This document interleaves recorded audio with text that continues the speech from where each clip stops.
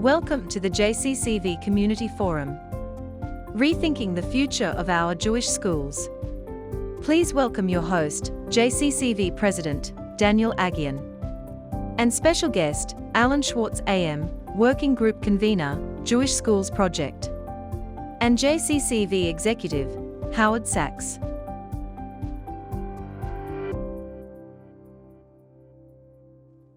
Good evening, everybody.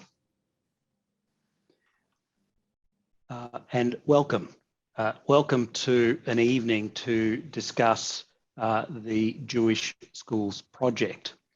We're delighted to have you here with us on one of a number of occasions in which this particular project is being presented. We are delighted to have with us Alan Schwartz AM. Alan is an investor and philanthropist, and he describes himself as a seeker, not a sage. What I understand that to mean is that Alan doesn't have the answers, and he doesn't pretend to have the answers. But what he wants to do is he wants to find out what the answers are and where they can be found. The presentation tonight will be in the form of a presentation by Alan, followed by a question and answer session, which I will moderate. The presentation will be about the Jewish Schools Project, of which I'm sure you have heard much. Alan is the convener of the working group that is promoting this particular project. The project is a discussion. It is a discussion that is innovative, it is bold, and it is long overdue. It is a discussion about the future of our schools and how our Jewish schools and how we are best placed to provide cost-effective Jewish education to the children of our community into the future. It's a critical discussion, and it's one that needs to be had. Now, if you have any questions, if you look at the bottom of your screen, you will see that there is a button marked Q&A. Please place your questions or type your questions into the Q&A box. We will then be able to see those questions, and we will then be able to discuss them with Alan. We will not get through every question, but please don't be discouraged. Put your questions in, put them in whenever you like, and we will get to as many as we can. I'm being told that we're having some difficulty, that people can't see us. I wonder if, is that true? Can people put something in the chat section if they can't see us? With a yes or something like that? Yep, good. All right, good. Thank you. That's enough. People can see me. Great. That's fine. Yeah, no, you can't see Alan yet. Don't worry. You'll get to see Alan. Don't settle down. Thank you. So that's the process that we're going to use. Please do put your questions through. And we will deal with them. If you do wish to chat with me along the way, you can also do that through the chat function privately. The final thing I'm going to mention before handing over to Alan is that I'm aware that the Jewish Schools Project is sponsored and supported by a number of foundations, one of which is the Beeson Foundation. We know that Eva Beeson, a stalwart in this community and long-time supporter of this community, tragically passed away this week after a long illness. We wish her husband, Mark, and all of the Beeson family long life and extend our condolences. Without further ado, I will hand over to Alan. I hope you'll enjoy this presentation. It's going to be brief. I know many of you have already read the paper or at least read the covering letter. I know a lot of you have discussed it. We have almost 1,400 people on our Facebook site, which is just a bit over a week old. And a lot of discussions. We've had 3 or 4 sessions with very, very well attended. So I'm really excited about the reaction of the community to really 2 years of pretty hard work to get us to this point. Although you might say 2 years and no recommendations, I think I'll convince you before I'm through that that was the right approach. So I'm going to share a screen with you now, and I'll take you through this. It should only take 10 or 15 minutes because I really want to, the whole purpose of this process is to get your views, to answer questions, to listen to ideas, and to really start engaging in a consultation, which I'll describe during my presentation. So I'm going to share a screen with you, and I assume everyone can see it now. Can everyone see that screen, or can someone send me a note? Yes. Alan, yes, we can see it. Thank you. Oh, good. All right. Well, thank you. So it's the project is rethinking the future of our Jewish schools. I've got to say that we've already had very strong feedback that it's really, we should consider, and we've not decided what we're going to do, the working group, that really we're being a bit too narrow. It's not the future of Jewish schools, potentially, but potentially there's a broader question of the future of Jewish education. That's been a very strong theme that we've been hearing. So I want to acknowledge that up front. It's something we've heard loud and clear. And when you look at the working group, you can see how blindsided we were to the importance of the parents of children who are not in Jewish schools as well, because there's nobody on the working group that represents that cohort. And that is something we're going to fix, because we think it's very important to understand, even if you're just looking at the Jewish schools, to understand from people who are the parents of children who are not in Jewish schools, whether they're in government schools or in other private schools, what their motivations are. To what extent is it diversity? To what extent is it a lack of interest? To what extent it is it a financial issue, etc. So you can see from that list, a lot of you will recognize a lot of names. What we went about was finding people who had very strong past associations with the 4 schools, but had no current association with the 4 schools. Leah Bolter, Yavna, Nathan Sher Yavna, Graham Goldsmith, Bialik, Mark Harrison King David, Jenya Janova Bialik, Lisa Kennett Scopus, Andrew Marcus is just our general purpose expert. And for myself, I went to yeshiva. My mother was a teacher at Yavna. My children went to Scopus, and my grandchildren go to King David. So I've got a really a good spread. But importantly, when they took on this mission, they did not take it on as a representative of the school that they used to be associated with and may still be associated with. They were not thinking in a fiduciary sense, they were thinking in a custodial sense. If we owned all of these 4 schools, if it was all under one management, how would we do it? What would we do differently? Because at the moment, each of the schools, understandably, is looking after their own interests, advancing their own interests, and that's not a criticism. It's actually their duty to act as fiduciaries for their school, to enhance and develop their schools as they do so incredibly well. It's not their job to be custodians. So this group of people came together to act as custodians, in a custodian mindset. Of course, we don't own the schools, but what would you do if you owned the 4 schools? How would you manage those assets to optimize the outcomes for the community was, in a sense, the brief that I asked them to take on.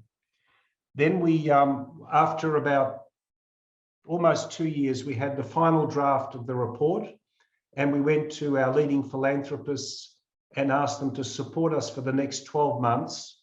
The first 2 years was funded by our family foundation, the Trawalla Foundation, but I wanted to bring in other leading philanthropists to take us through for the next 12 months to help us publish the current report, which is the current process that's going on now. Then the Australian Centre for Jewish Civilization will do very extensive community consultation, an independent third party. Then we're going to do more review and analysis. We may produce an interim report in October, November, December, and then we'll produce a final report in about June or July of next year that may or may not contain recommendations depending on how the consultations unfold and the views that we have as to whether there's adequate consensus on any particular approach that could improve outcomes. If no consensus emerges, we will not publish a recommendation. We will keep publishing this report annually until a consensus emerges for actions to be taken to improve education in our schools.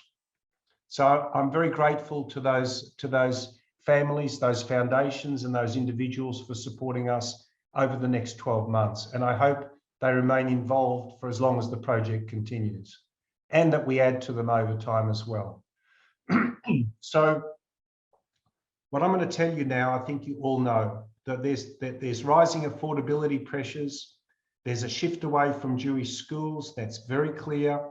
There's population projections that are extremely disturbing for our community. And this is having, excuse me, a profound effect on our schools. The first one is rising affordability. Now, a family earning $150,000 a year pre-tax with 2 children in Jewish day schools would pay $60,000 or 51% of their post-tax income in fees. A family earning $200,000 with 3 children in Jewish day school would pay $90,000 or 60% of their post-tax income in fees. Now, there are no families like this because nobody can live on 50 or 40% of their after-tax income.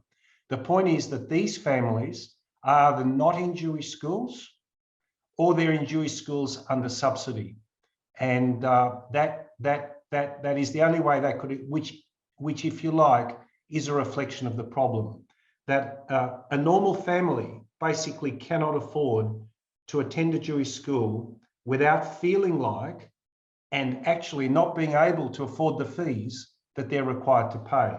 I think that's a pretty bad situation, and that's reflected in lots of ways and in lots of conversations I've had with many parents of children who are not in the Jewish school system. This is a real issue. The second one is just a general change in community attitudes. There's more intermarriage, there's changing priorities, there aren't Holocaust survivor grandparents who think this is by far the only issue or the most important issue. You know, people are now become more secular. Our communities become, some parts of our community become a lot more secular, and therefore are not necessarily, or simply do not believe that the Jewish schools is the way to inculcate Jewish values and culture to their children for whatever reasons. They all have their own. You can see that just between 2006 and 2016, 2 census points, the number of Jewish children in government schools went from 30 to 38%, which is huge in 10 years. And the number in secondary went from 21% to 25%. So that is a huge number. And as I'll explain to you, that was despite the fact that the demographic forces in that period were very strong in favor of an increase in the number of students in Jewish schools because the demography of school-aged children was increasing. If you have a look at the population projections, this is the single most significant thing that you will see, and I'll explain it in more detail in the next slide. We're going to lose 2,200 children out of our the Jewish school-age population is going to go from 9,500 to 7,300 over the next 20 years. This is demography. And as my dear friend Andrew Marcus says to me when I worry about it, am I really, am I going to be pulled up on this? Is this really possible? He says, Alan, it's not even controversial. You're not going to find a demographer anywhere with those census information that you've used who's going to come to a different conclusion. Now, the reason that's so is in this graph. And I'm going to spend a couple of minutes on this graph because it's really important. Because the intuitive response to what I said was, this can't be true. This community is not contracting. It's true. The community is not contracting. What is contracting is the number of women in childbearing age. And let me explain you what I mean by that. A population pyramid is from the bottom to the top, is at the bottom, you've got the youngest cohort from 0 to 4. At the top of that graph, you've got 100 plus. And then the width of each of those bars reflects how many people there are in each of those age groups. Female on the right, male on the left. So if you look at number 1, that's me. That's a 68-year-old male. And that is the largest absolute, not relative, the largest absolute group in our community. In sort of less developed economies, the pyramid is a pyramid. You've got a lot of young people, and people die, and there's a very small number of old people. In an EU country, it's a bit of a block. Low childbirth, and everyone lives forever. And so it looks like that. In our community, it's a pagoda. It's got 3 peaks. The first peak is the post-war baby boom. That's me, and you can see that in 1. Then you've got the first, what the demographers call, and I've become a demographer, the first echo, which is 2, which is my daughter, 38. And the second echo, which is my grandson, 8. And you can see how in between those peaks, there's troughs. And if you look at number 4, that's the most important point, because they're women in 2016 who are 20 to 24, who are now 24 to 28. Those women are the women, that group is the group that's going to bear children for the next 20 years till they're 44, from 24 to 44. So I've got a very wide band. That bar will keep moving up. And so it's from that part of our population that we will replenish schools. And that is why there's going to be a 22 or 23% decline in the available number of Jewish children to go to Jewish schools, even assuming that affordability doesn't have an impact in the future, even assuming that values remain constant and commitment to Jewish education remains constant. There's going to be 2,200 less children, full stop, available to go to Jewish schools. So you can have a virtuous cycle or a vicious cycle. You can have high enrollments that mean really good teachers, really good classes, which means lower fees, which means more students, which means better teachers, which means lower fees, etc. Or you can have the opposite. We're in the opposite. We're in a vicious cycle at the moment, and it's going to get worse. We have high fees, which means we have less students. Now, the schools miraculously maintain incredible standards, and I take my hat off to them. The question is, how long can that be maintained? Because as students leave, there's less students left to cover the fixed costs of those schools, which means fees have to go up, which means more children leave, and it's a frog in a pot. If you don't jump out now, it might be too late later. So the challenge is very simple. There's excess capacity in our schools, in those 4 schools. I know there's a lot more schools. We can talk about that. Very happy to explain why we've chosen the 4 schools that we've chosen. We understand that some people may disagree with that.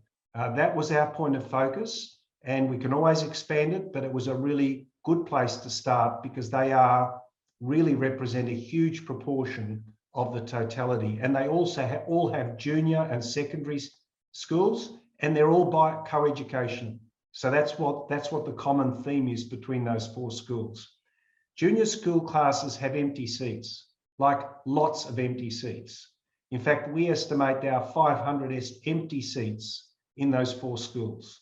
Now, an empty seat is a loss of revenue. An airline would never accept that because an empty seat, to fill an empty seat costs nothing, but you get about $5,000 to $8,000 from the government. And if the student pays anything at all, you're getting, say, an extra $10,000 per seat. That's $5 million a year to the schools that's being missed out on by those empty seats.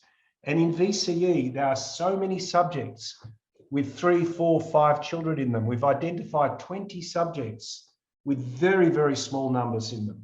The effect of that is a huge cost burden on the schools to maintain the choice of subjects which they feel they need to in VCE, but they don't have enough students to fill those classes. So they just put them on anyway, and they manage to get through, and they do a fabulous job. Don't let anyone suggest that I'm in any way critical of the schools. I think they're fabulous and they do a great job. So let me just be really clear. This is not a criticism of the schools. This is a description of a problem that a man from Mars would see. If he had no interest in the matter, you'd see there's a problem. You don't have to blame anyone to say there's a problem. No one has to be at fault for there to be a problem. There is a problem. And most school fees are most costs are fixed. So you got your teachers, they're fixed. You got your buildings, they're fixed. All the costs are fixed. What's variable is the revenue is almost nothing. Almost nothing. Because once you've got a teacher and you've got a classroom, it doesn't matter whether there's one child in that class or 18 or 22, but the revenue difference is massive. So this is the problem. We have 4 schools with high fixed costs, with excess capacity, all competing with each other to try to fill their classes and to provide the best possible education that they can. So we looked at 4 options, and importantly, the first option is to maintain the status quo. It is an option. It has been an option for the last 20 years. It has been an option for the last 30 years. It may be an option that we choose for the next 20 years. And the importance and the reason we've kept it as an option is because it preserves diversity. It preserves choice for parents. Choice about choosing a school that exactly fits what they think they need.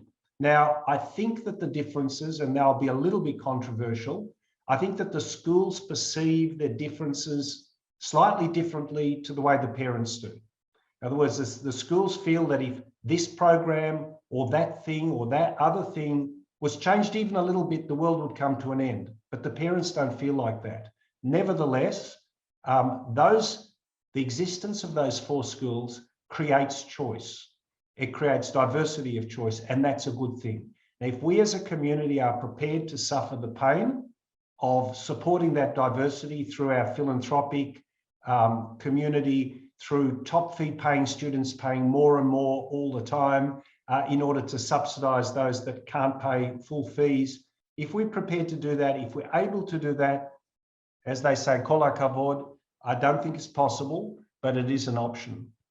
The second option is to merge. Now, we've heard about mergers for years, and I'm not going to suggest a merger because you suggest a merger and everyone starts yelling simultaneously. So the only way a merger can occur is when a consensus evolves that we need a merger. That's got to come from the community and it's got to come from the schools. And it'll be driven by external forces beyond our control. But we have no doubt from the modelling that we've done that a merger will reduce costs, free up resources, provide more subjects choice, enable greater diversity of students within a single school, and economies of scale. So that is an option. It could happen all the way from K to 12, 4 schools become 2, or it could be 2 schools mix K to 9 together but remain separate at VCE, or they put their VCEs together and remain separate in K to 7 or K to 9, or it could be, there's a lot of different permutations and combinations. We've not fully costed that because it's impossible to do, because we don't know who's going to merge with who or how. It was just too many variations, too many permutations and combinations. So what we did do a lot of work on including architectural design of this building for the VCE school. We actually got architects, we told them how many children there'd be, how many subjects there'd be, how many students there'd be, and they designed a school for us. And the school would cost $70 million, and it would be on 3 floors, and it would only require 7,000 square meters, et cetera, et cetera. And the effect of that would be to reduce school fees almost without any doubt in my mind from the modeling that we did. The schools were fabulously cooperative. They helped us, they road tested our costs, they gave us the fees of each of the student, of course, in an anonymous way. And we're very grateful for that to enable us to model what would happen if you created a single VCE school. And we have no doubt, and we can really support this, that you could reduce school fees from the 35 to 42,000 a year that they are at the moment, rising very rapidly, to 25,000 per student. Now that is massive for a family of 3 children over 3 years. That includes honouring all existing fee discounts. So if anyone's paying below 25, they would continue paying below 25. Those who are paying full fees at 37, 38, 39 would pay 25. Those who are currently on discount paying 25 would become full fee payers. It would offer more subject choices. We'd be able to recruit the very best teachers, and it would bring all of the youth of our community together in a single campus. Imagine how amazing that would be for their senior years. Of course, you know, I sound enthusiastic about it. I'm not recommending it because we're not recommending anything. We're just trying to visualize the possibilities and greater collaboration. Now, for example, a VCE academy, there's 20 subjects, give or take, which have got appallingly low attendances in the schools. We think they could be consolidated through a combination of logistics and technology, so that you did French in King David, and you did, you know, whatever it is in Bialik, and some other subject at Yavna, and something else at Scopus. And the children would come together from time to time. A lot of the stuff would be done on Zoom, remaining in the school that they are.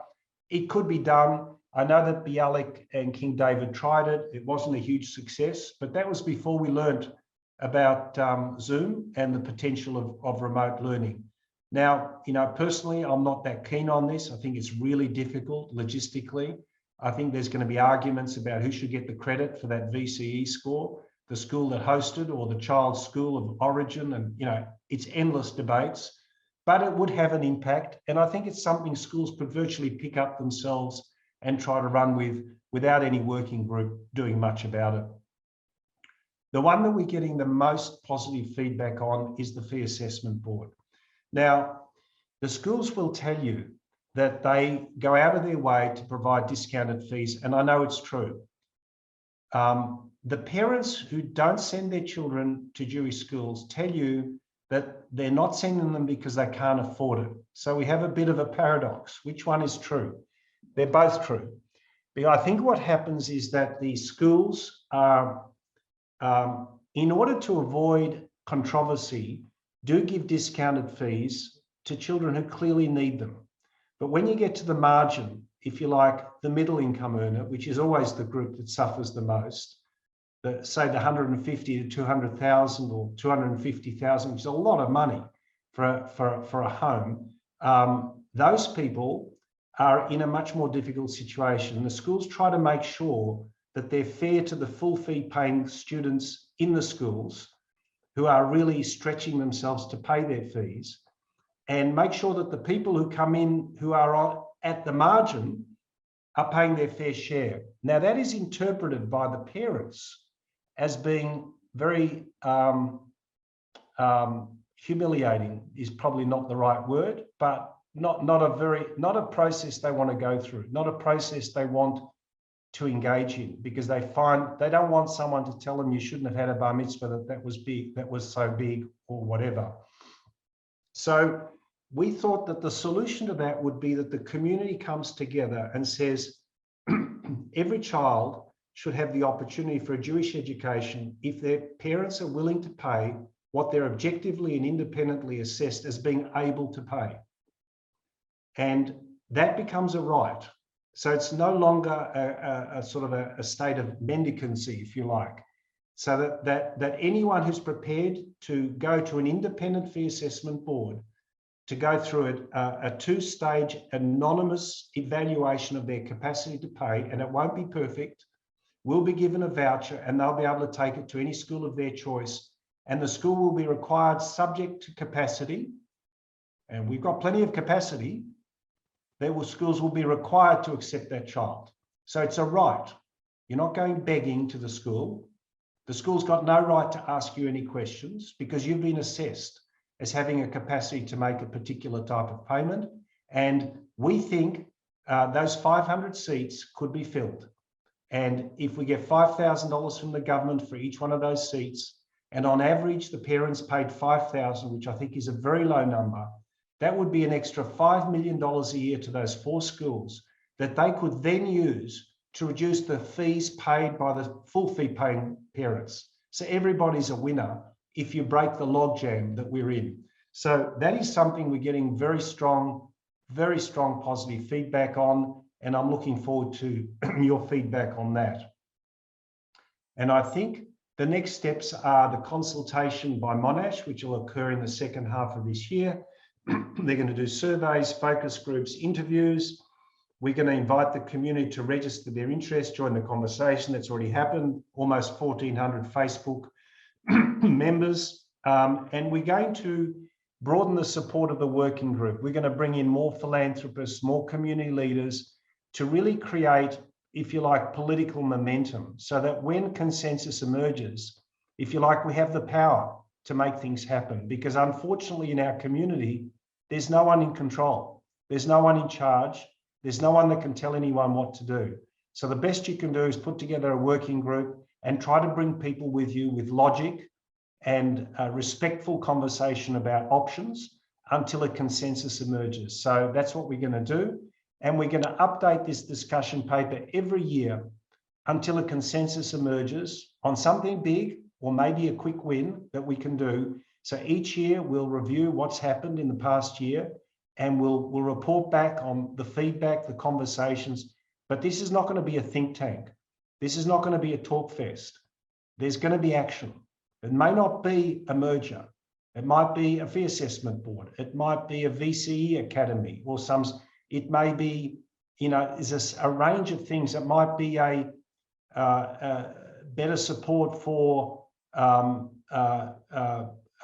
the creation of a Hebrew government school, for example, which is something else that we can discuss separately. That's another idea that has emerged, which is sort of something that we as the working group have to think about very carefully, because our scope at the moment is to how to make those 4 schools more successful. And I can't see how a Hebrew government school would support that. I can see how a fee assessment board would support that. But again, we're open-minded and we're going to listen, and we're going to try to work out what's the best compromise that the community can create to produce the optimal outcome. What's the win-win, if you like? Alan, thank you. Ladies and gentlemen, please do put your questions in the question and answer box and we will put them to Alan. I must say I'm desperately disappointed because I can see, I think that is Gabby Craft is on, and I haven't yet seen a question from Gabby when there should be. So Gabby, you're on notice. Question in, please. Alan, we've got a question about the choice of the 4 schools, and you did answer that in part because you said that it was a good place to start. So I'll go to a further development of that question. This question comes from Ruth Boltman. Thank you, Ruth. Where do the other smaller schools fit in if your model is to look principally at the 4 schools you've described, King David, Bialik, Scopus and Liebler Yavna? Yeah, well, I'll just reiterate why we chose the 4 and not Shalom Aleichem, a very fine school. But Shalom Aleichem does not go past, I think, year 6 or year 7. And we were looking at K to 12. And the other schools, the more orthodox schools, won't accept a co-education. So a lot of the options, if you like, involve co-education. So I had to choose between which criticism would be worse? Would it be worse to include them and have them say, how dare you suggest that we'd be happy to accept co-education? Or would I be better off excluding them so that they would say, why didn't you include us in the study? And we chose the latter. So you chose co-education as the basis for your original four that you're looking at. I'm going to use that as a jumping off point. Although they're all commonly co-educational, as we know, they each have a very different culture. One is progressive, one is modern orthodox, another is orthodox, another is secular. In your 4 schools into 2 model, or even for your independent VCE school, how do you manage the cultural differences between those schools and the communities, sub-communities within the Jewish community that they represent? It's a challenge. The differences aren't small, but I think that it's best to think about it in terms of the single VCE school. So imagine the states of America came together to create a constitution for the United States of America. They all had to compromise something, but they finished off after a long period of time coming up with a constitution that actually everyone accepted. I think if we create a combined VCE school 10, 11 and 12, we'll bring together and the community, and we'll say, we need to create a school that accommodates for these different streams. How do we do it? What are the core things that everybody wants? And what are the points of difference? And how can we stream them? How can we provide Gemara for the Yavneh children and whatever it is that's really important for King David? I don't think for a school that brings together that scale that there would be too much difficulty. I think in the end of the day, the reason we kept the status quo option is to say, if it is impossible for us to come together and to find compromises on our cultural and religious beliefs, if we can't accommodate, then we have no choice but to retain the status quo. So what I say is we've got to sit in this space. It's not for me to tell anyone, it's not the working group to tell anyone, but for each and every one of us to think about, are we really incapable of accommodating these differences? Aren't the things that bind us more significant than the things that separate us? Are we prepared to allow those differences to force us to maintain 4 schools when 1 school in VCE would be far better, and 4 schools from K to 12, in my view, is probably not, almost certainly not sustainable over the next 20 years. So yes, it's a problem, and the solution is the status quo. The question is whether that is a workable solution. So the last thing I want to be accused of is forcing people to make compromises they're not prepared to make. We have to be prepared to make those compromises because the alternative is unacceptable. That's the view that we have to form.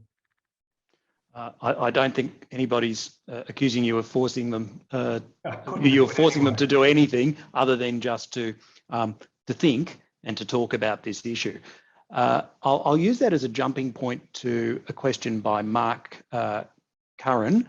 Apologies if I mispronounced that. Can I just say some of the questions are coming through on the chat section. Could you please put them in the Q&A section? If you want to sort of raise a private matter about sort of how the thing's running, put that in the chat, fine. But can we put the questions in the Q&A, please? And if you've already put them in the Q&A, in the chat, bring them across to the Q&A, please. It's just a little bit easier for us. All right. So I'll jump from that to Mark's question. Are the 4 schools willing to make the changes that you're proposing, any of them?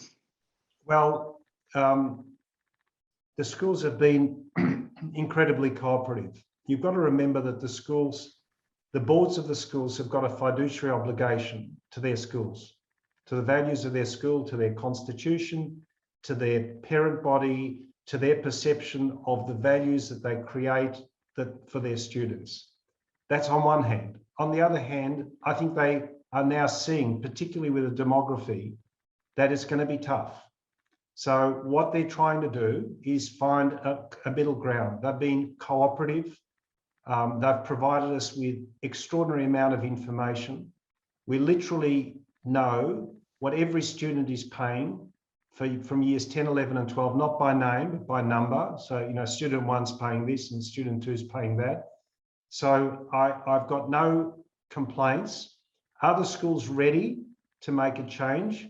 I think not for a merger, but that's why we have to keep going. That's why we have to keep talking. And maybe we can start small, maybe start with a fee assessment board, which is not small. And maybe we can then do other things, and that'll teach the schools how to work together, and the pressures will build. And over time, and I know this to be true, over time, if the conversation just continues, it will become a natural conclusion. We must do this. And then it'll be obvious. Once the change occurs, everyone will think, well, why was that so hard? So the answer is the schools I've got no complaints. They're not ready. They're nervous about it. They're also nervous about not doing anything. So I think they're trying to find a middle ground, and I think they're doing a good job. I'll go to a different topic. Questions been asked about the focus on the higher levels, years 10 through 12. And the proposition's been put that many people seek a Jewish education at the lower levels because that's where through the schools, there is the foundation laid down for Jewish values. Do you have any comment about that? That is to say, are you overlooking the junior years? And Yeah. if so, is there any particular reason why? The schools will tell you there's a trend, increasing trend that they're very worried about of Jewish parents putting their children into a Jewish school, in kindergarten, and taking them out for as long as they can to a good government school, and then popping them back in again just in time to find a place for that roll up to the VCE. So I believe that the Jesuits were right. Give me a child till they're 7 and I'll show you the man or the woman. So what we've got is a hollowing out of the junior schools, and this is going to get worse because when the demography that I've described hits, it will start in the junior schools because that's the natural flow. It'll flow, and the schools are already feeling it in junior school.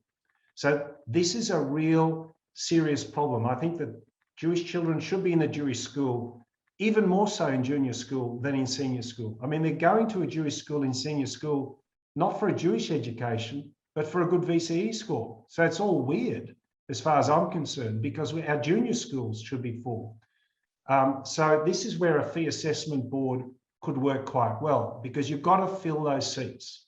With whatever people are able to pay, it's going to be more revenue than we're getting at the moment, because those who can afford to pay full fees will continue paying full fees.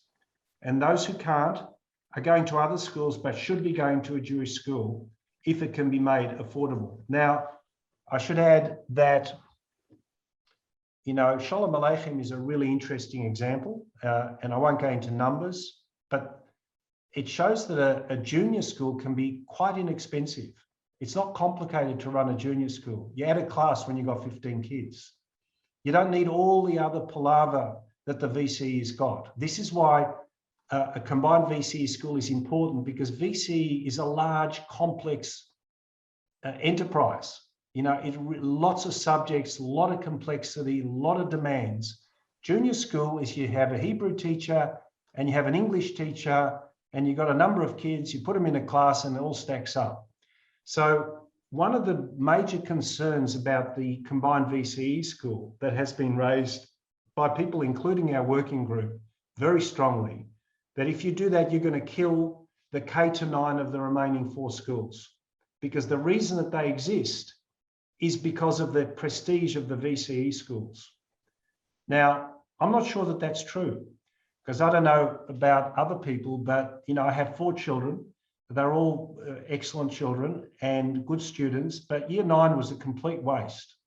And no one paid much attention because they were sort of caught in the middle. Imagine if you had a school that finished in year 9, and in year 9 you could be school captain and you were the most senior kids. We're very inventive. We can create solutions. We will be able to create cheaper schools for the junior schools. However, respecting that skepticism, we've agreed that if there's rising momentum in support of a combined VCE school, we are not going to recommend it until we've done a really detailed study of what impact it would have on the remaining K-9 schools in those 4 schools. Understood. Looking at that question of what we do at those upper levels, what research has been done about methods to consolidate schools? This question comes from Karen Lachner. So she gives the example, 4 secondary schools in Shepparton recently merged to become Greater Shepparton Secondary College. And Karen's question is, what lessons have been learnt? My point to one thing I know that your working group has looked at, which was a situation in Toronto. But perhaps if you can direct yourself to Karen's question, what lessons have been learnt about mergers elsewhere and how methods would work here? Yeah, that it works really well in VCE, and the Toronto chat system is evidence of that. It's a Jewish school system. I wish Nechama was able to answer this question. She knows this much better than me, Nechama Bendit, but I think it's something like they have 9 junior schools in Toronto, and they all feed into one VCE school. And that has been incredibly successful. And there have been schools in Victoria that were on the verge of bankruptcy that came together just at VCE and maintained separate campuses for junior schools, and they've become very successful. So I'm happy to share that. I think it's in the report. So if you want details of that, I think you'll find it in the working group report that you'll find on our website. But yes, there's been a lot learned, and I think it would work extremely, extremely well. Thank you, Alan. Now I have a question from Gabby. Thank you, Gabby. And as always, it's going to be an excellent question. Gabby's interested in your comment that a Hebrew government school wouldn't support the Jewish schools because that would be, if you like, a competitor to those 4. And she asks, is the objective of the project to ensure the longevity of these 4 Jewish day schools that were selected, or is it to look at meeting the needs of the community in terms of Jewish education? Yeah. You can see where Gabby's going. Gabby's point is that if the answer is a Hebrew day school, why are we even looking at these four Jewish schools, and why are we concerned about competition? Yeah, well, the schools are going to worry about competition. If you take a custodial view of the whole community, you wouldn't worry about the competition. But you can't blame the schools for worrying about it. You can't blame the schools for thinking that it will draw students away from their schools. So that's just being completely objective about it. Gabby, you're 100% right. And I think it's a very strong argument could be made that we have not focused on the right issue. We shouldn't have focused on the 4 schools. We should have focused on Jewish continuity, Jewish education, and the roles of the schools and other options. Now, that's something the working group has not made a decision to expand to. That's something we'll consider after the Monash work has been done. But I simply accept the logic of what you're saying because we are listening. The community as a whole should welcome a Hebrew government school because it will give children in government schools a better Jewish education that they're getting at the moment. And that's only a good thing. I also acknowledge that it may draw children out of those 4 schools and they won't like it. And that's just a fact. It's no one's right, no one's wrong. Everyone's doing their job. The only way to solve this problem is to look as broadly as you can, which is what you're asking us to do. And I hear you loud and clear. Is it, to sort of take that to the next level, could a criticism be made of this discussion paper that it's what it's seeking to do as an outcome is to support these 4 schools to maintain them as opposed to looking for the best educational outcome? Yes. And does that then mean that the working group should be expanding its scope to look at other options? Yes, but there's the other side of the equation. If you make the problem big enough, you can't do anything. Right. Right? Maybe above Jewish continuity is world peace. So maybe we should focus on world peace. It's a much bigger and more important objective, but we can't address it. So we've got to find something that's big enough to be meaningful and small enough to actually get your hands around. Yep. But I think that it's a very fair point that we will take on board, and it's a fair criticism. I completely accept it. I'm going to start looking at some of the financial questions. And let's start with this one, which comes from Daniel Hochberg. Will major funders of the schools support a merger, or indeed any other financial proposition? Yeah. I mean, one of the things we know is that, and this is of course no criticism, we all have this. We all have our favourite places where we want to support. There are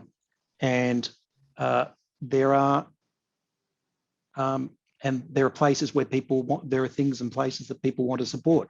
How do you support them? How do you get the major funders to put their money into some kind of centralised plan, whatever of the four options are proposed? Well, the answer is, as always, some will and some won't. Some of them are very attached to a particular school.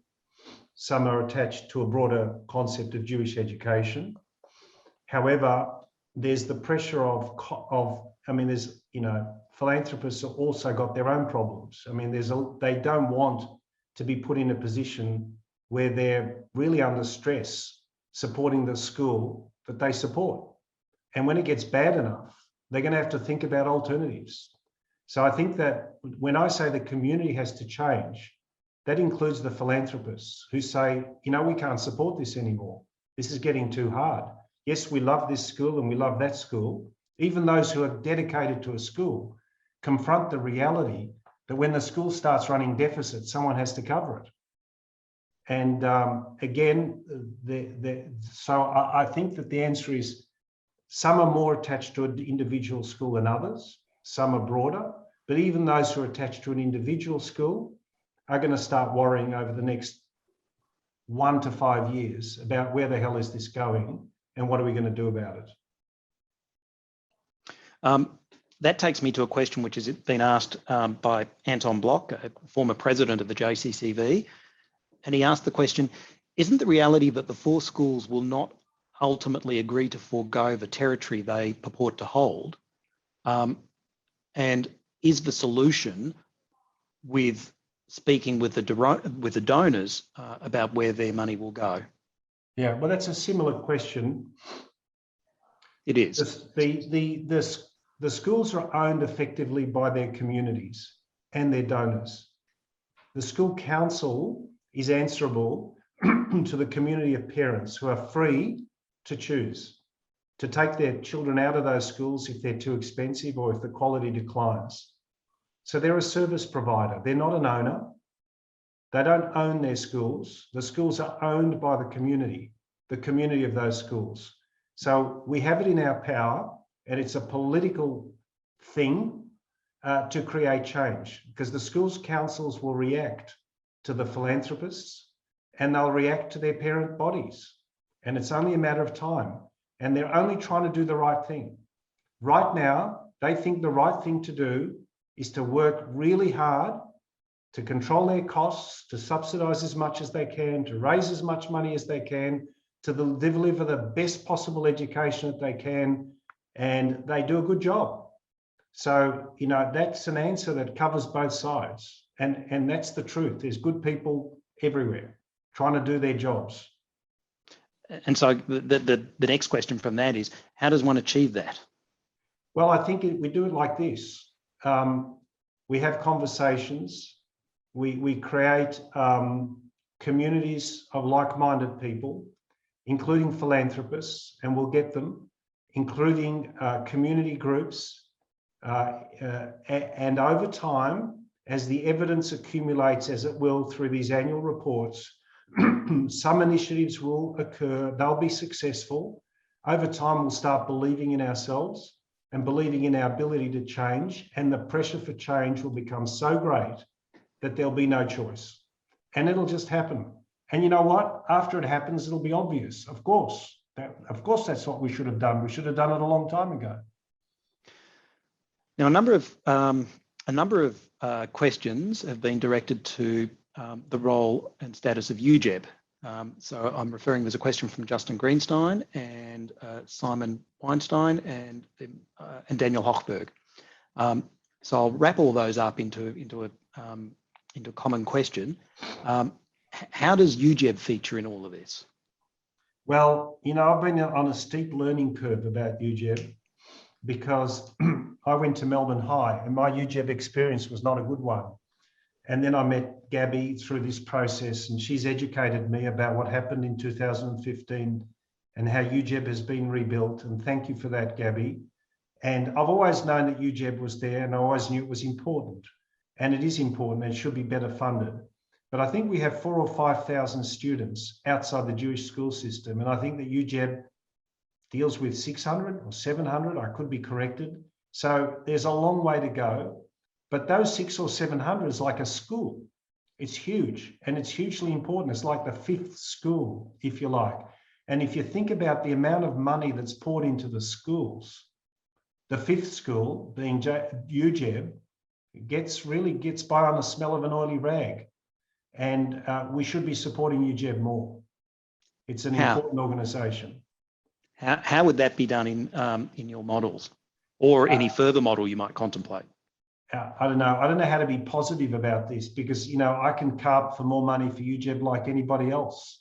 But, you know, people have to be prepared to do it. I think that if we created a Hebrew government school, I think that would focus people's attention on what UGEB does. And it could be more than one. We could have two.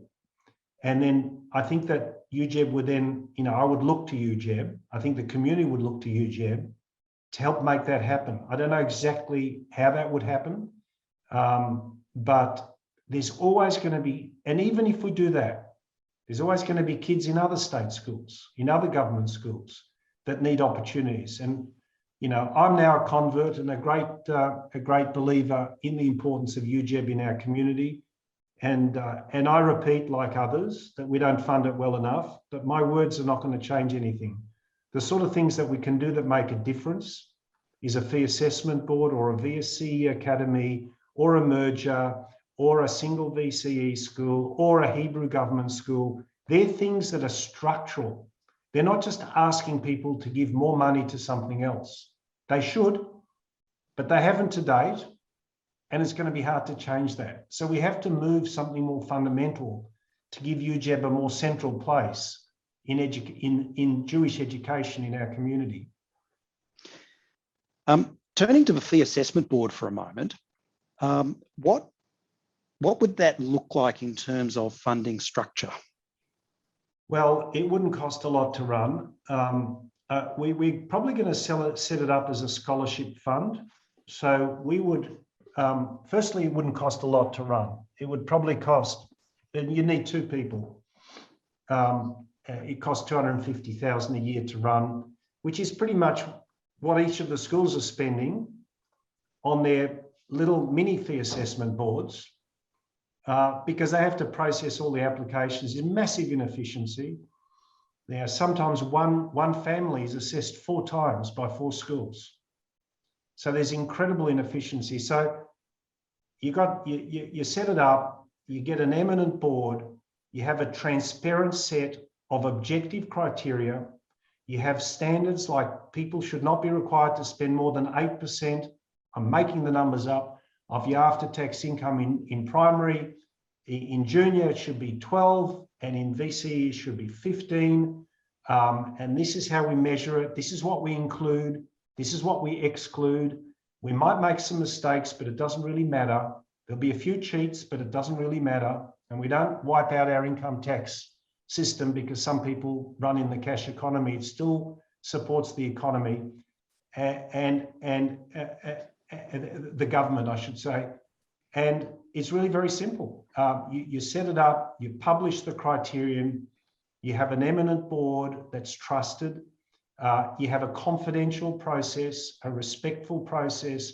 You have the schools acknowledging the process. You then have the full fee paying parents powerless to complain because it's a community decision. It's not a school decision. You can't go and complain to the council of your school because it's a decision made by the 4 schools to do it. This is the way we do things around here. It wouldn't require, and then what I would want, if possible, is I'd like the philanthropists to supplement those vouchers, because I think the problem with those vouchers is they're still going to be based on ability to pay. So if I'm being assessed to pay 18 and you've been assessed to pay 5, and the schools have run out of room, you've missed out. And so it's still completely not on merit, not on need, it's entirely on financial. So if we could supplement it, so we had a bunch of students that came in with their vouchers supplemented by some sort of a philanthropic top-up, then we could actually get a bit more equity into the system as well. But it's not complicated. It doesn't require any money. It doesn't require any money except the administration of it. Because if a parent pays $10,000 to send their child to junior school and the government gives you another $5,000, that's $15,000 positive, not negative. Hasn't cost anyone anything. The only thing it's created is a bit of potential aggravation for the person who paid 25 or 35.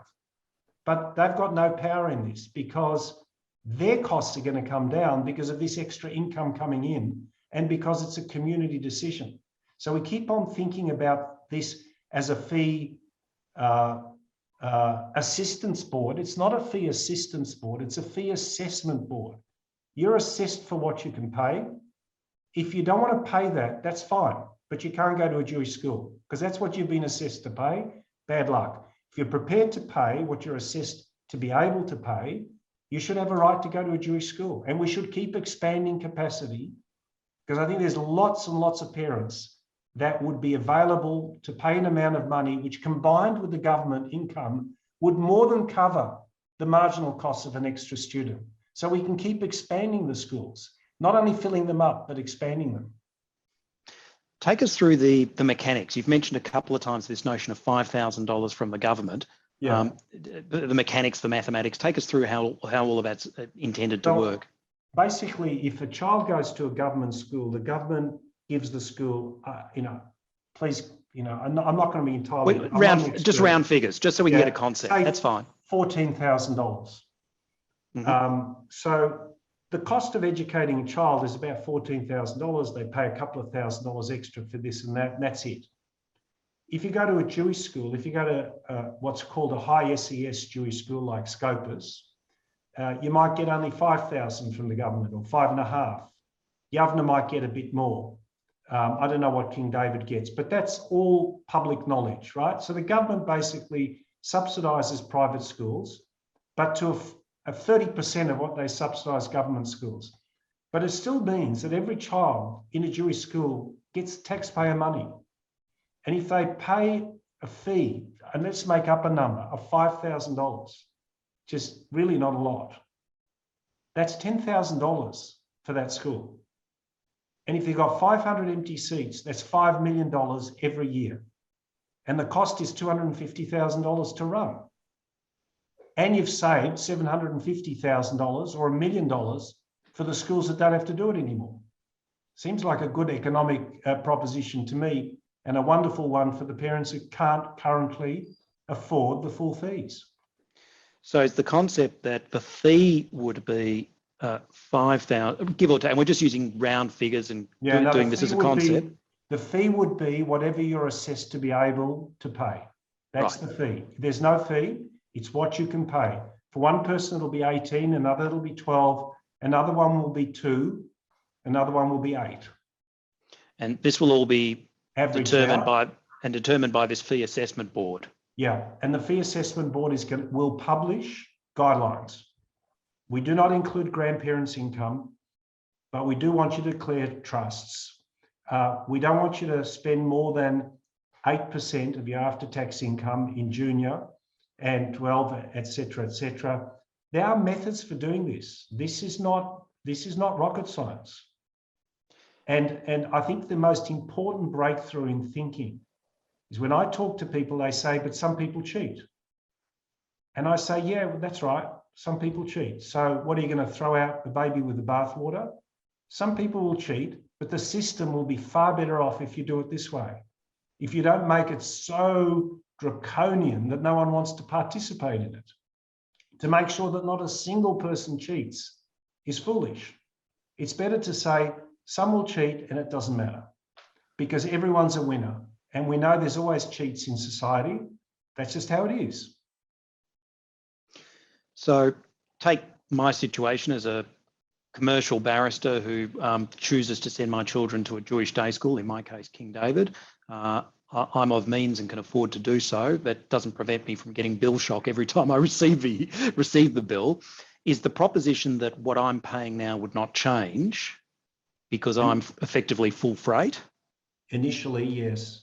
Oh no, it would theoretically go down because the school would have more children, and it's a not-for-profit. It would have more revenue. So the full fee payers would pay less. I don't know exactly how much less, but if you do the numbers, it can be significant depending on what the full fee is, how many pay full fee, how many vacant spots you've got relative to how many spots you've actually got at the moment. If you do the dynamics, it can be significant. So as a full fee payer, you would continue paying full fees, but full fees would be less. If you've already got a discount, that would be honoured, because I don't want to go there. That's too complicated. So we're talking about initially just filling the vacant spaces. Over time, I think the schools could potentially outsource the whole. Anyone who doesn't pay full fees has to go through this system. Get it out of our hair.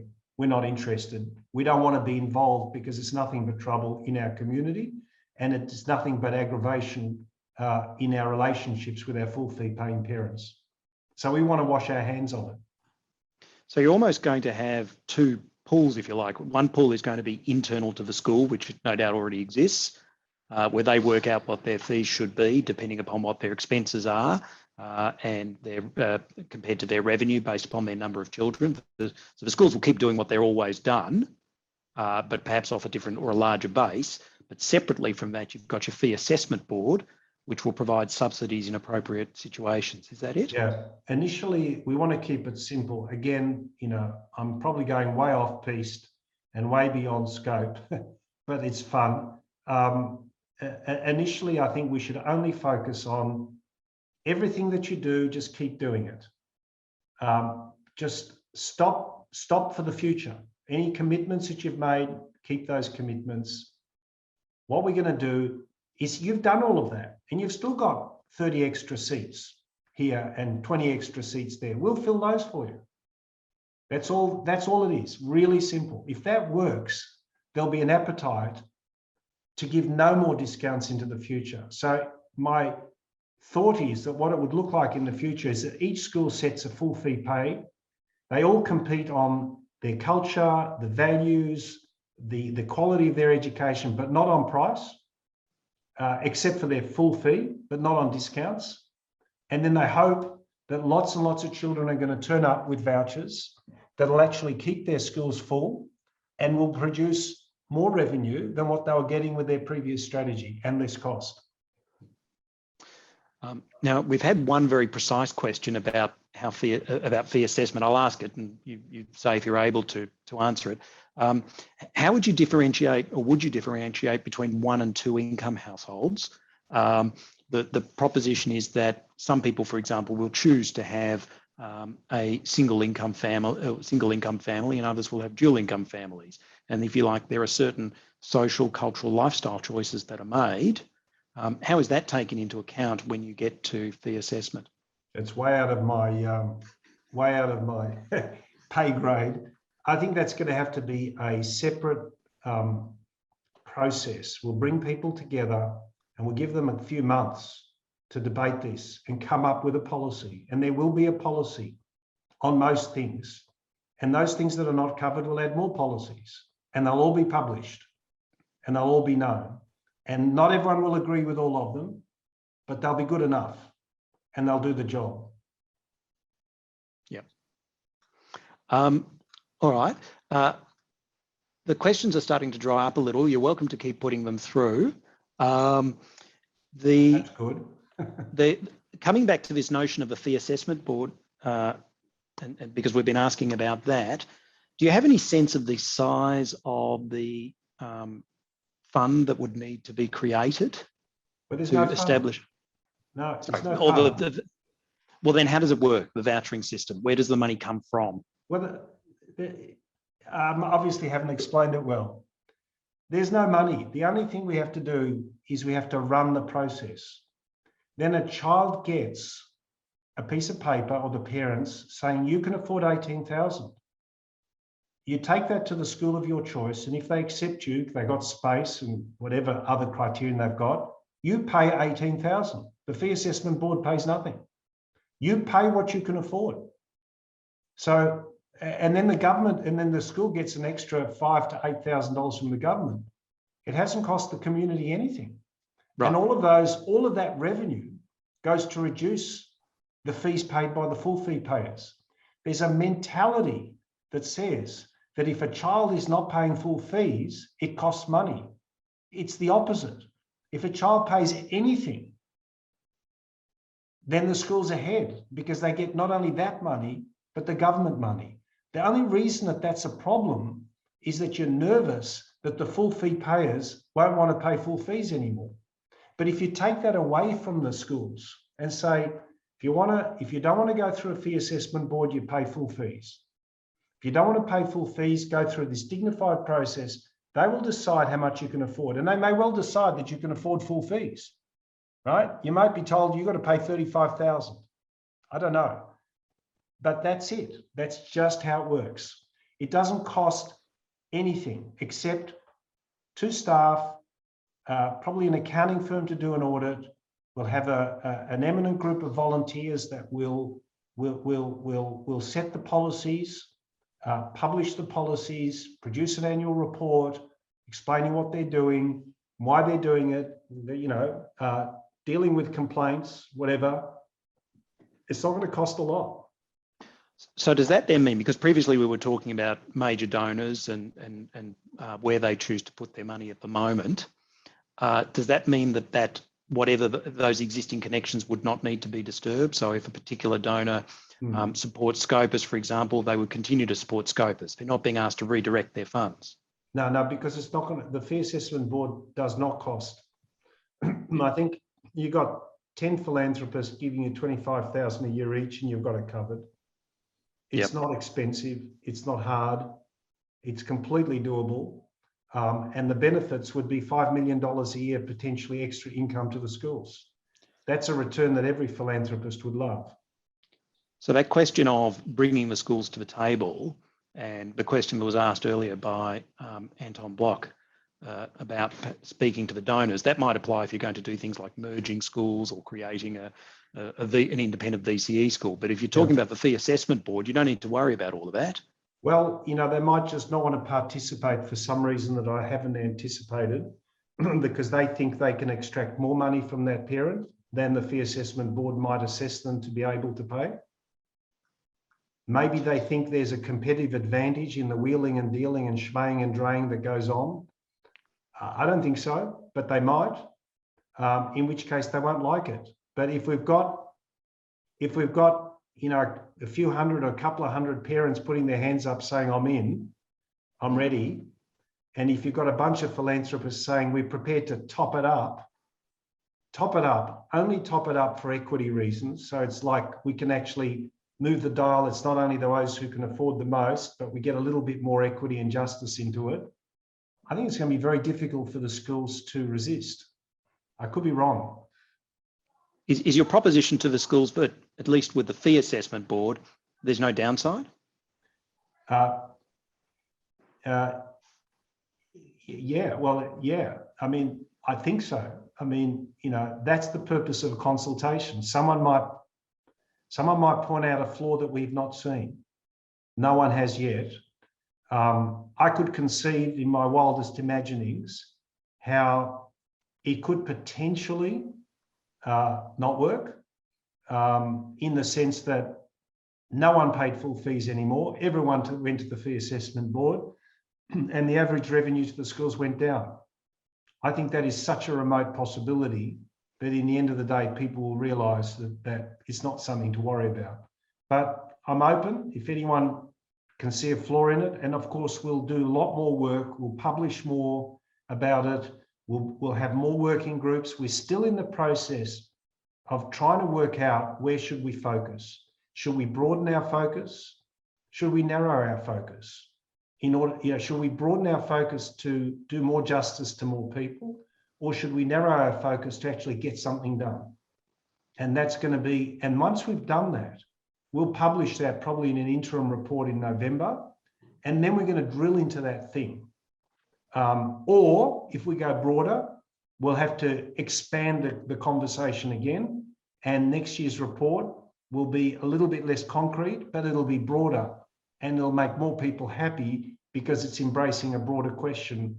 But on the other hand, it won't be as targeted to a particular outcome. And that's a decision the working group has to make. They're a very smart group of people, and we act completely by consensus. If we can't get unanimous agreement, we just don't do something. So everything is done unanimously. So that means you finish off with the lowest common denominator. But if you've got good people and smart people and you work long enough, you will find consensus for things that actually make a difference. Now, the paper that's been developed so far, what would you say has come out well out of that, and what would you say is still missing that needs to have further discussion? Well, I would say first thing is we need to expand the working group to include representatives of children who are not in government schools. I think we need to more deeply examine whether we should look at more than 4 schools. I think we need to more deeply examine whether we should reframe the project as being about Jewish education and not about schools. That's where the weaknesses are. The other weakness is that, well, it's not a weakness, but I don't think there's an appetite for mergers from what I've seen to date. People aren't yelling for it because everyone's been so bruised by past attempts to do it. So it's not the right time yet. I think what's come out of it that's good is I think we've empowered our parents to understand that they own the schools and that the community owns the schools, and that if they're struggling to pay their fees, they're not alone. If they're not in Jewish schools and they want to be, they should be. If they're not in Jewish schools because for their own reasons, they shouldn't be looked down upon. They should be accepted. So there's a lot of things that I've learned through this process, because I started with a fairly narrow focus, which was, this is unaffordable. This is not sustainable. What are we going to do to get the fees down? Because I took it as a given that the education was good. I took it as a given that everyone wanted to go to a Jewish school. They're not all givens. So there's a lot of learning. I can't process it all and describe it all at this stage. We haven't finished the consultation, but having 1,400 people on a Facebook site within a week indicates, and looking at a number of questions and 30 questions not answered, and I'm bloody exhausted. So there's a lot of energy. It's a fabulous community. I enjoyed myself enormously when I led the merger of Jewish Community Services and Montefiore Homes probably 20 years ago. Completely exhausting because so many smart, passionate people all want a bit of your ear. Everyone's got an opinion, really, really smart people with lots of ideas and very, very strongly held. So it's a very exhausting process, but I love it. And I love the passion that we've unfolded. And I feel a heavy burden of responsibility to make sure that something comes out of all this that is actually useful. Otherwise, it'll be quite embarrassing. So, Alan, I know you said just before that you're exhausted. I know that you're an early riser. So what I'm going to do is move to two final questions. I appreciate, unless, I mean, if you say to us you want to stay, but... I'm always exhausted. It's fine. It's a natural state. It's good. Do you want to continue past 9:30, or should we wrap it up at 9:30? For those... Oh, I think we should wrap it up at 9:30 for the sake of the audience as well. Yeah. For those whose questions I didn't get to, fear not. We have a record of them, and what we'll do is we'll give them to the working group. Obviously, there's overlap in some of the things that have already been asked, and some of them there's multiple questions going to the same thing. We'll consolidate all that, and they ultimately. Perhaps, Alan, you could publish to us, or your working group can publish to us some answers to some of those questions that we haven't been able to get to. I think that people will see answers to all their questions as we absorb them and put them into categories over time, and because we'll be publishing things. And you can be assured that we listen to everyone, and we're going to listen to every question, and we're going to try to work out what is meant by that question. How do we combine it with other similar questions, and how do we provide an answer that meets all of those questions? So, that's a job that we've got to do. It's a responsibility. That's what consultation is. Finding patterns in the feedback, patterns in the questions, and then trying to answer it without, way too much detail that's going to bore everyone. So the last two questions, then the penultimate question, is there a timeline on when decisions will be made and actions taken? No. Now, I think that, from a personal point of view, I've set in my own mind 5 years. If we're not achieving something significant within 5 years, I think I might give up. But I think that because then it becomes a talk fest and it's a waste of everybody's time. So I think I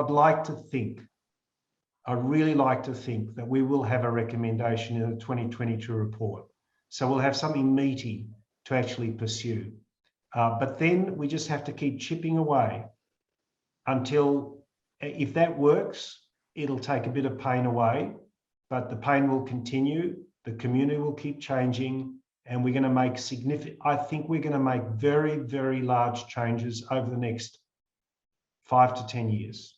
So what we have to do is start getting used to that process, know who the people are who care, who are the thoughtful ones, who's the passionate ones, who are prepared to work, who can work collaboratively. We'll build a group of people that will drive this change over time. And I don't have a timeline, except that I think if we don't start getting some small wins, people will start getting despondent. And we look forward to what comes out of it. Final question, Alan, and I have to say, having spoken to you with you several times on Zoom, it's a question that I've been dying to ask but haven't yet had the courage. But certainly a couple of people have raised it, so I'm going to do it on their behalf and mine as well. We love the beach paintings in the background. Are you able to tell us just a little bit about them, just because we think they're fantastic? So there we are. That's one side of it, and that's the extent of it. It's a present from my dear wife Carol for my 60th birthday. It's the artist John Kelly, who did the cow up the tree that you see in the Docklands. He's an Irish-Australian artist, and Carol commissioned him to do works near our home, our beach house at Point Addis, which is between Torquay and Anglesey. And he spent 18 months on the beaches there painting those. So it's an absolute, you're right. Thank you, all of you. I feel very, very lucky having that in the background. You guys look at it directly. It's behind me as I'm sitting at my desk. So, Well, Carol obviously has very, very good taste. We compliment her on that. Alan, we want to say thank you so much for first establishing and then driving this project. We want to thank you for this presentation you've given, the content of it, the quality of your presentation, the time you've taken. We know you've done this many times over, and you've presumably answered many of our questions many times over. We're grateful for your time. We're grateful for what you are putting into the community. You said at one stage that there's no one person that can tell the community what to do. As the president of the Jewish Community Council of Victoria, I endorse that statement wholeheartedly. I can tell you that is absolutely true. There is no one person that can tell this community what to do. But what you are doing is giving, as I said at the outset, that you are a seeker, not a sage. You are driving this community to question things that it has taken for granted and as assumptions for a very, very long time. So therefore, you are not telling this community what to do, but you are telling it what it should think about, and we are entirely grateful for that. So thank you, Alan. Thank you very much for your time. Let me just respond, and Daniel, tell you what a pleasure it's been working with you, getting to know you, getting to know a whole bunch of people that I haven't known. It's really enjoyable. I only regret that tonight, the 90 odd people that were there, I couldn't see you. I've been talking to myself, looking at myself as I'm talking. There's no choice. It had to be done as a webinar, but thank you all for coming. Thank you for asking the questions. You can reach out to me. You can send me an email. You can put something on the website. You can do something in Facebook. We won't miss anything. What I'm saying is we're not going to be able to do everything at once. So don't be impatient because we're getting completely overwhelmed with responses, requests for meetings. So we're thrilled about that. We just can't do more than 10 things at a time. So please be patient, post things because nothing's going to get lost. Nothing's going to get forgotten. Everything will be taken into account to the best of our ability. It just might take a bit of time. So thanks. Thank you, Alan. Ladies and gentlemen, you've heard that. So if you have any comments and questions, you're welcome to direct them to the website. What's the website, please, Alan? I think it's jewishschoolproject.com.au. jewishschoolsproject.com.au. Yes, jewishschoolsproject.com. Finally, I'd like to thank two members of my executive that have been assisting in the background tonight. First, Howard Sachs, who is our schools representative. Howard's been assisting me with the formulation of the questions and the moderation. And secondly, Sam Strunen, who is our marketing person, our marketing officer, and media officer, who has assisted with the setup of the webinar and the technical aspects. Ladies and gentlemen, thank you very, very much for your attendance. Thank you for your time, and we wish you a pleasant evening. Good night.